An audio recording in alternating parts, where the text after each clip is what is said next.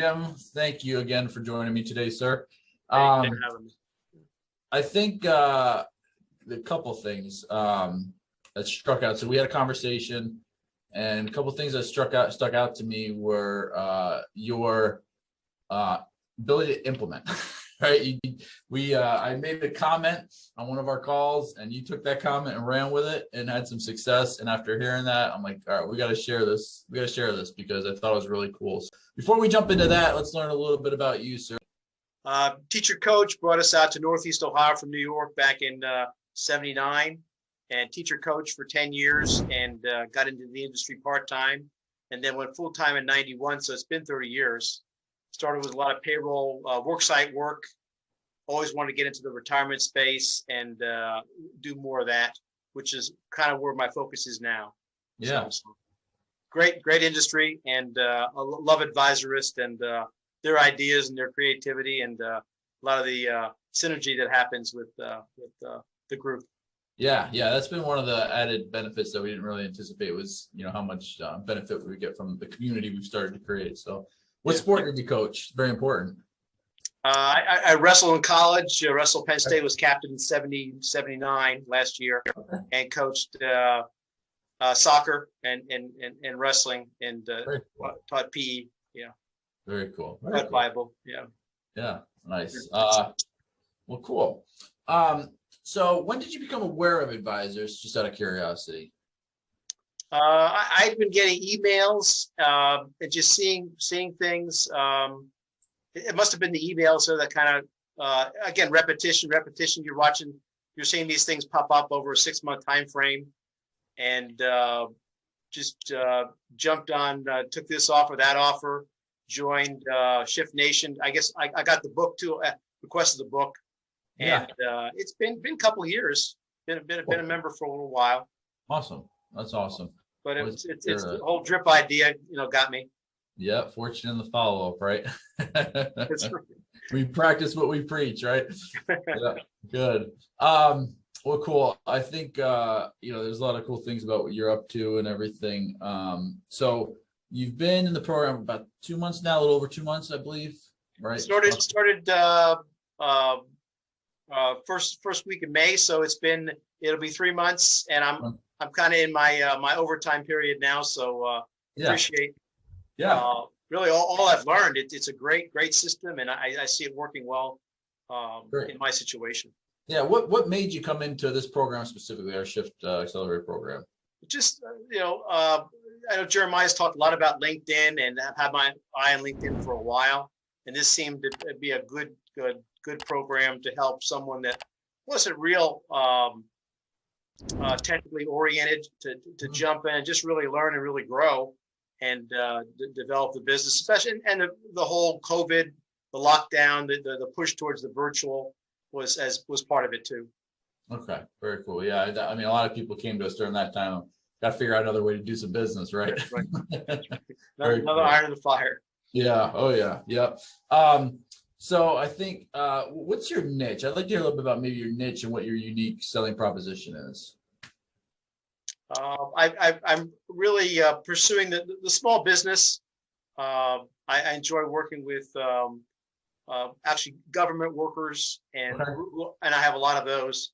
But I thought that the small business owner tends to be underserved in our area. We're in Northeast Ohio, and sure.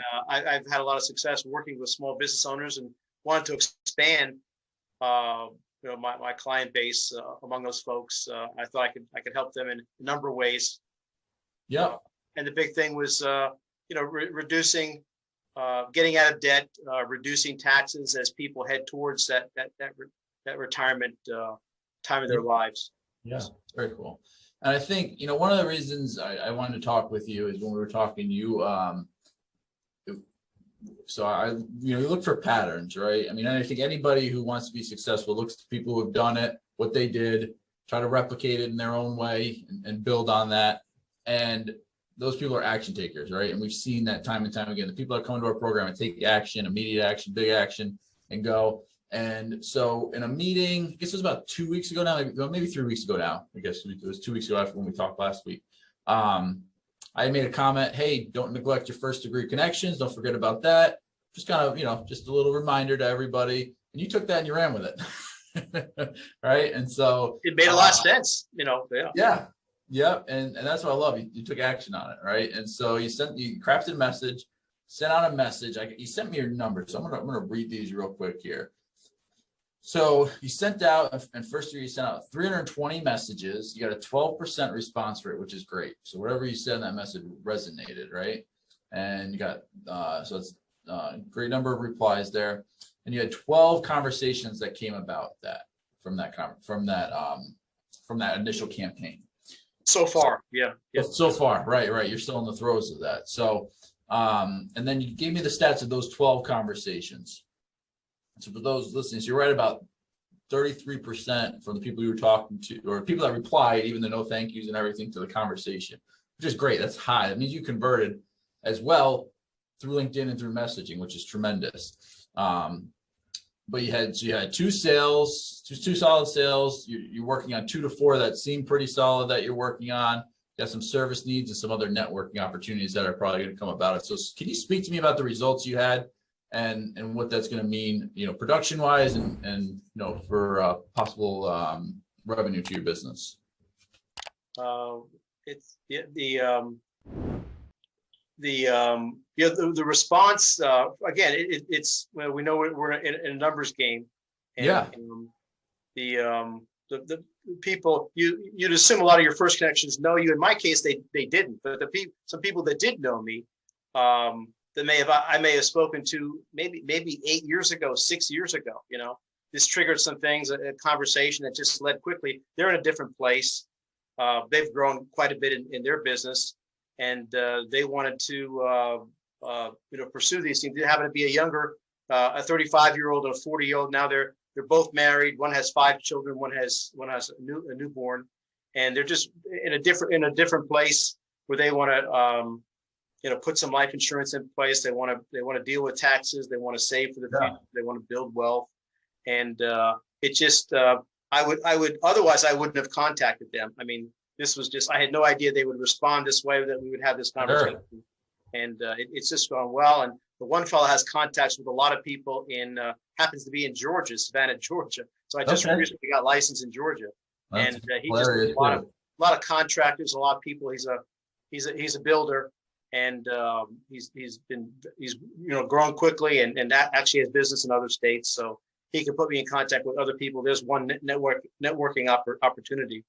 And the other fellow, his wife works at Cleveland Clinic, and there's opportunity there as well to work with younger people. So just a variety of things. I do a number of things, but it just touched. It rang a bell with these folks, and I listed 2 future appointments. One fellow's a teacher. Another fellow is just moving to Tennessee from Michigan, so he's a little bit in limbo, but that looks very promising as well.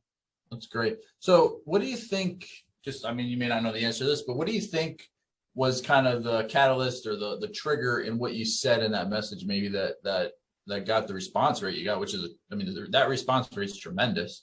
What do you think? Did you do anything a little bit different, or what do you think it was? I didn't reinvent the wheel on this. I just took what your system had put together, the 5 messages, and they were responding probably on the second or third. Most of these people did. Yeah. And, so they came out of the system. But I may have gotten 1 or 2, like, why are you bothering me? But the vast majority of people, even that weren't interested, were pleasant, and they wanted to keep the door open. Yeah. So I see this thing building on itself, and that was the very first campaign I sent, was to my first 3 connections, which I know is not recommended, but it worked out well. And what you had mentioned just kind of help trigger that. So I think it's a good it's something not to neglect, at least. Yeah, absolutely. And that's what, a little bit of success off that too is going to help you kind of take advantage of the other aspects of the program, because you're just a little piece of that activity in that first degree. So you got a lot of other stuff to do there. Right. When we, that positive feedback and this is working, I want to do more of this. Yeah. That's a good motivator. It is. What's interesting, so I talked to a couple actually. They said something similar. This is something we preach, is timing.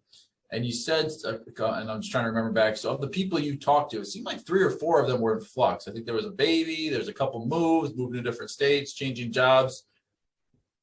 I really like, just kind of to reiterate that, I think timing's so important. And that's the really great thing about automation technology, right? Because if you were to sit there and follow up with people 3, and like you said, most of your responses came after the 3rd message, is, we do that 3 to 5 messages is where we see a lot of the responses, the bulk of them.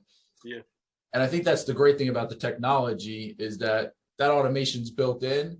And so when that triggers somebody, oh man, I'm moving, I probably need to look at that again, right? Or I just had a baby, I definitely need to look at that. So I just wanted to point that out for anyone that might see this, because timing, we tend to try to force our timing instead of letting our clients, their prospects timing, impact the way they make decisions. So that was interesting as well.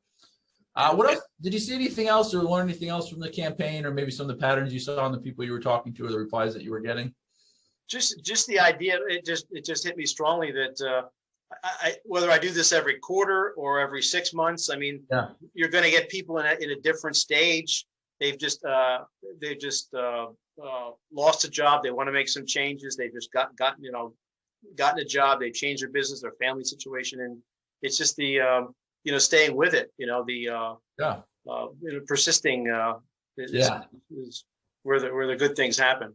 Yeah, absolutely.